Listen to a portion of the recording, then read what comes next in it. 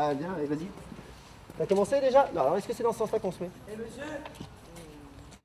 Tous les mardis, ces jeunes déficients mentaux viennent de Luynes pour mettre la main à la pâte, panser les chevaux, curer leurs sabots, des petits gestes pour mieux se responsabiliser et gérer son autonomie. Avec le passage de la TVA de 7 à 20%, leur chance de côtoyer les chevaux est compromise. Non, parce que déjà cette année, il a fallu négocier pour que le prix reste le même. C'est sûr que si ça augmente, on ne pourra plus continuer. Ces cavaliers en herbe ne sont pas les seuls touchés par la hausse de la taxe. Allez, pardon, tire pas sur les rênes pour faire avancer. Si tu tires sur les rênes, le poney il peut pas avancer. C'est comme si tu le serrais le frein à main de la voiture en mettant l'accélérateur. Michael est moniteur, c'est sa passion qui est remise en cause. Puis même peut-être perte d'emploi pour certains moniteurs. Vous avez peur de ça, vous, de perdre votre emploi? À moi, oui.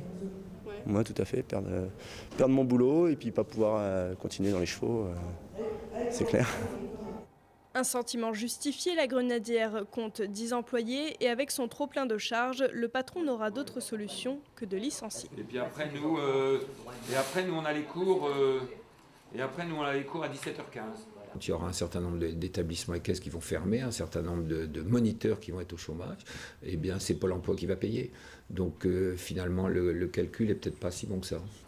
Ce week-end, c'est la Ferme Expo à Tours, l'occasion pour ces passionnés d'équitation de pousser un coup de gueule. Une première action avant la mise en place de la loi le 1er janvier 2014.